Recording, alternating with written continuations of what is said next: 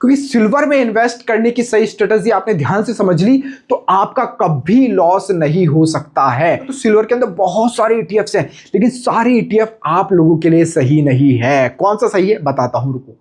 Hello friends, एक और नई वीडियो में आप सभी का स्वागत है। मैं हूं आपके साथ में NSC registered authorised person Rahul Kubavat. Silver crash हो रहा है लगातार। जिस तरह से सिल्वर के अंदर गिरावट देखने को मिल रही है ना, बहुत से लोगों के माथे पर चिंता की लकीरें देखने को मिल रही है, लेकिन घबराना बिल्कुल नहीं है। अगर आपने सिल्वर में एंट्री बना रखी है, ईटीएफ से ले लीजिए या अदर इन्वेस्टमेंट ले लीजिए, आपका लॉस हो रहा है तो ये वीडियो आप कंप्लीट देख लीजिएगा। या फिर सिल्वर के अंदर आप नई अपॉर्चुनिटी तलाश रहे हैं तो भी आप इस वीडियो को पूरा देख लेना, क्योंकि इस वीडियो के अंदर हम बात करने वाले हैं कि सिल्वर में अभी गिरावट क्यों हो रही है। और इनफैक्ट कल रात को तो सिल्वर ग्लोबल लेवल की बात करें तो 10% तक गिर गया था।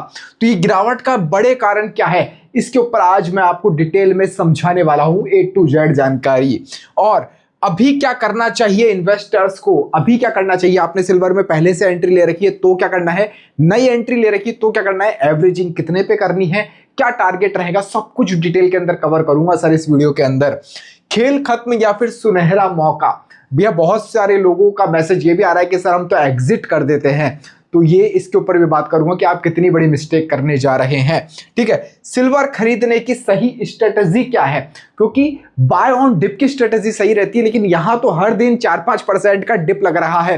तो सही स्ट्रेटजी क्या रहेगी वो भी आप लोगों के साथ में शेयर करूंगा। तो चलिए वीडियो की अब हम शुरुआत करते हैं, ज्यादा देर नहीं करेंगे। चैनल को सब्सक्राइब सबसे पहले कर लीजिएगा। देखिए, सबसे पहले जब भी कोई मार्केट के अंदर क्रैश देखने को मिलता है, या तो सिल्वर ले लीजिए, गोल्ड ले लीजिए, या कोई अदर सेक्टर ले लीजिए, उसके पीछे कुछ रीजंस होते हैं। अगर उस रीजंस को आइडेंटिफाई आपने कर लिया तो आप सही मौके पर एंट्री ले सकते हैं। जी हाँ, सही मौके के ऊपर आप एंट्री ले पाएंगे। इसलिए कह रहा हूं वीडियो को समझना, और जहां पर कुछ चीज समझ में नहीं आए कमेंट करके मुझसे पूछ लेना सिल्वर के अंदर, और आपकी बाइंग प्राइस क्या है सिल्वर के अंदर, कौन से सिल्वर के अंदर एंट्री ले रही है, क्योंकि हर ईटीएफ भी सही नहीं होता है। कमेंट करके मेरे को बताओ, पहले कमेंट करना इसके बारे में, ठीक है। तो अब गिरावट क्यों है उसके ऊपर बात करेंगे। देखो, सबसे पहला जो मेन पॉइंट है, डॉलर का मजबूत होना। जी हाँ, डॉलर का मजबूत होना, इसका क्या इंपैक्ट पड़ता है, एकदम बच्चों की जैसे पूरा पीडीएफ बना के कराया हूं आप लोगों को समझाने के लिए। देखो, सिल्वर की कीमत डॉलर में तय होती है। जब भी सिल्वर यूएस डॉलर मजबूत होगा, अब देखना डॉलर की कीमत ऑलरेडी हाई है, अपने टॉप लेवल पर है। अब आप तो सिल्वर जब खरीदते हो तो आप तो दुकानदार को आईएनआर के अंदर पे करते हो, कैश के अंदर पे कर रहे हो, या फिर डीमेट अकाउंट में ईटीएफ्स लोगे तो आप उसमें आईएनआर में ही पे करोगे। लेकिन यहां जब इंडिया लेवल के ऊपर सिल्वर बाय होता है तो उनको डॉलर के अंदर पेमेंट करना पड़ता है। डॉलर महंगा है, सिल्वर भी यहां पर महंगी ना होके घटेगी, उसकी मांग घटेगी, क्योंकि जब डॉलर महंगा हो चुका है तो सिल्वर कौन खरीदेगा ज्यादा पैसे पे। इसको इस तरह से समझो, मान लीजिए एक एप्पल है, एप्पल अभी 100 रुपए का है, ठीक है, भारत के अंदर 100 रुपए का है, लेकिन ग्लोबल लेवल के ऊपर जहां से हम खरीदते हैं वहां हमको डॉलर के अंदर पेमेंट करना है। अब डॉलर के अंदर पेमेंट करना है तो डॉलर की कीमत ज्यादा है, तो वो एप्पल हमारे लिए महंगा पड़ेगा, तो हम खरीदेंगे नहीं। यही बात यहां पर है कि डॉलर मजबूत हो चुका है, तो मांग कम होने से कीमतों के ऊपर दबाव आता है। ठीक है, दूसरी चीज, बॉन्ड यील्ड का बढ़ना। अब ये क्या चीज है, यूएस बॉन्ड यील्ड बढ़ने की पूरी आशंका है इस साल के अंत तक, ये यूएस के फेडरल रिजर्व ने कह दिया है। तो निवेशकों को, जो इन्वेस्टर्स होते हैं, उनको एक तरह से सेफ इन्वेस्टमेंट मिल जाता है यील्ड के जरिए, बॉन्ड यील्ड के जरिए। यह इन्वेस्टमेंट अपने ईटीएफ्स के जरिए भी है, जैसे मेरे भारत 2020 बॉन्ड आप लोगों को बता रखा है। तो यहां पर क्या है, फिक्स ब्याज आपको मिल जाता है यील्ड के जरिए। जैसे 6% हुआ, 8% हुआ, तो इन्वेस्टर्स क्या करते हैं कि यार 8% तो मिल रहा है, तो हम क्यों ना गोल्ड सिल्वर से पैसा निकाल के यहां पर डाल देते हैं, क्योंकि सेफ हेवन माना जाता है ना गोल्ड एंड सिल्वर, तो यहां से निकालकर यील्ड में चले जाते हैं वो लोग। तो सिल्वर में कोई ब्याज नहीं मिलता है इस वजह से, इसलिए बड़े निवेशक मेटल्स से पैसा निकालते हैं। तो ये चीज भी अभी हो रही है। और बड़े लेवल पर, सबसे बड़े लेवल पर सर प्रॉफिट बुकिंग अभी इस समय चल रही है, प्रॉफिट बुकिंग। पिछले कुछ महीनों में सिल्वर ने शानदार रिटर्न दिया है, आप लोगों को पता है। जो लोग हमारे टेलीग्राम चैनल पर जुड़े हुए थे ना, उन लोगों को पता है। ये स्क्रीनशॉट भी मैं लगा देता हूं टेलीग्राम चैनल का, शायद 150 रुपए के आसपास मैंने बताया था, और वहां से कहां तक गया था, 350-400 तक जाकर आया है। और बहुत तगड़े लेवल पर प्रॉफिट बुकिंग हमने भी की। इसलिए कहता हूं टेलीग्राम चैनल पर ज्वाइन हो जाओ, कोई पैसा नहीं लगता है, डिस्क्रिप्शन में लिंक है, फ्री ऑफ कॉस्ट जाकर ज्वाइन नहीं हो तो हो जाओ टेलीग्राम चैनल के ऊपर। एजुकेशन पर्पज से बहुत काम की चीजें मिलती है। कई बड़े निवेशकों ने मुनाफा बुक करना शुरू कर दिया है और ऑलरेडी किया भी है।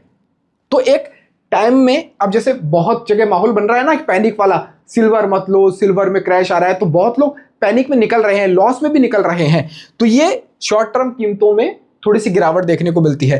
फिर कॉन्ट्रैक्ट की एक्सपायरी भी नजदीक आ चुकी है, जैसे गोल्ड एंड सिल्वर के जो कॉन्ट्रैक्ट है उनकी एक्सपायरी आ गई, जिसकी वजह से ट्रेडर्स अपनी पोजीशंस को कट करते हैं, उस वजह से भी थोड़ा बहुत असर है। और इंडस्ट्रियल डिमांड की चिंता है, क्योंकि हर साल लगभग 50% यहाँ उद्योगों में, बिजनेस के अंदर यहाँ पर मैन्युफैक्चरर्स हैं वो सिल्वर का यूज में लेते हैं।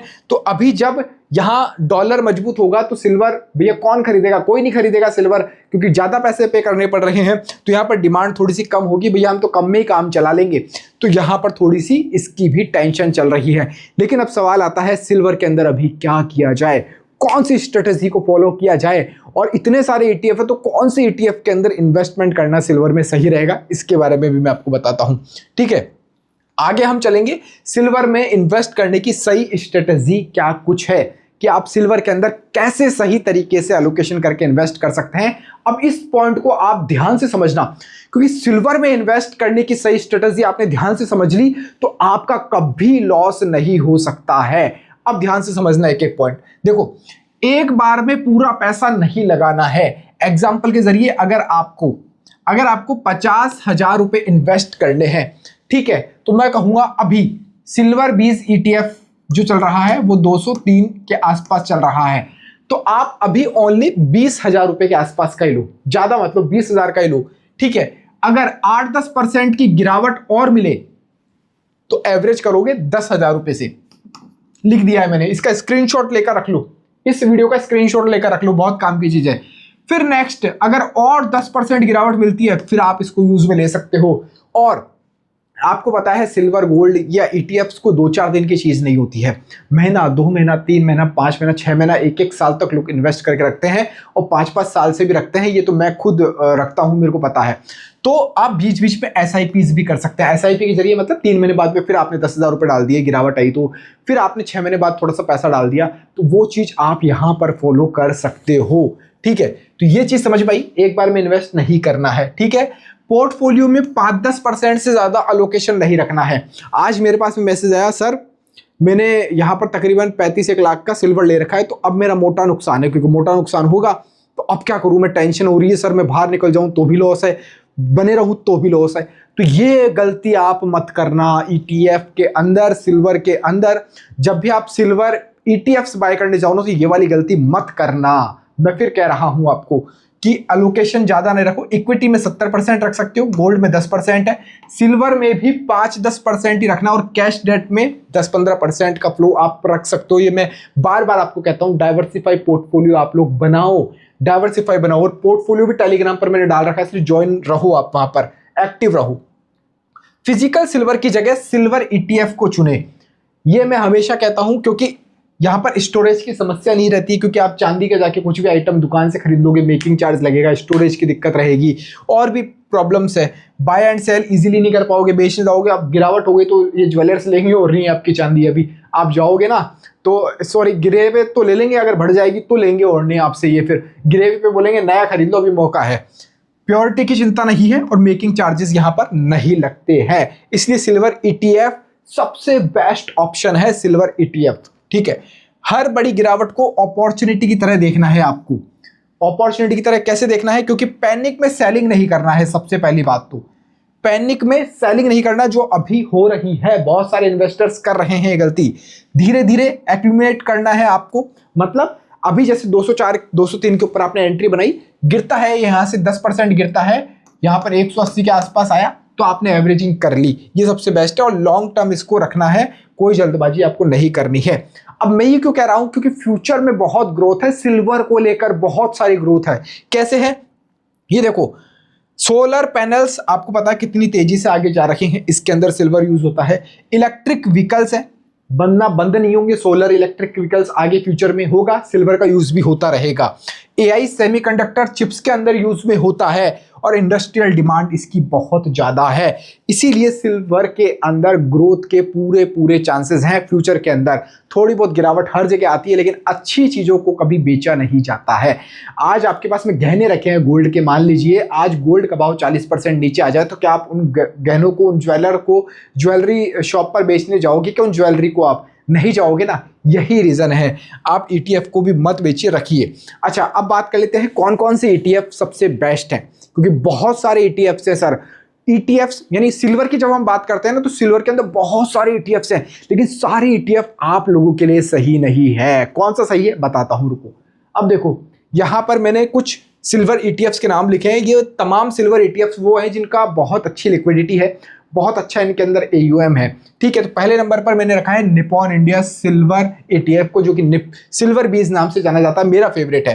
फिर आता है HDFC silver ETF, SBI silver ETF, ICICI prudential silver ETF, फिर आता है मोतीलाल ओसवाल का सिल्वर ETF, फिर आदित्य बिरला सन लाइफ का है, फिर बंधन का है और फिर DSP का है। तो ये कुछ मैंने सिल्वर ETFs के नाम लिख दिए हैं।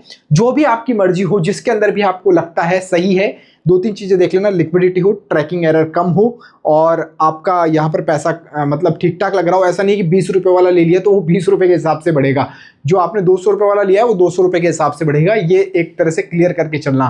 तो यहाँ पर ट्रांसपेरेंसी एकदम क्लियर होनी चाहिए। तो मेरे को ये सबसे बेस्ट लगता है, ये मेरी चॉइस है। बाकी आप लोगों के ऊपर डिपेंड है, आप कौन से के अंदर जाना चाहते हो। तो ये चीज़ आपको समझ में आ गई होगी। खासकर ये चीज़ है, मैंने कहा इसका स्क्रीनशॉट लेके रख लो।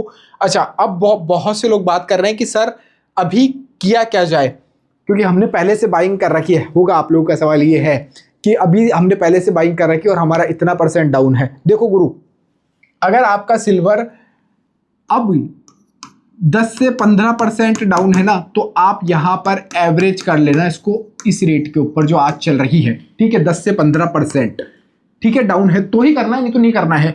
फिर नेक्स्ट आप डाउन के लिए तैयार रहना, 10 से 15% नेक्स्ट जब आएगा तो। मैं नहीं कहता कि होगा ही, आएगा तो तैयार रहना है आप लोगों को, और कोई घबराने वाली बात नहीं है। उम्मीद करता हूं सारी सब कुछ चीजें आज मैंने आपको क्लियर कट समझा दी है और आपके समझ में भी आ गई होगी। वीडियो को अच्छा लगा है तो शेयर कीजिएगा, लाइक कीजिएगा। इस वीडियो में पहले इतना ही। जय हिंद, जय भारत।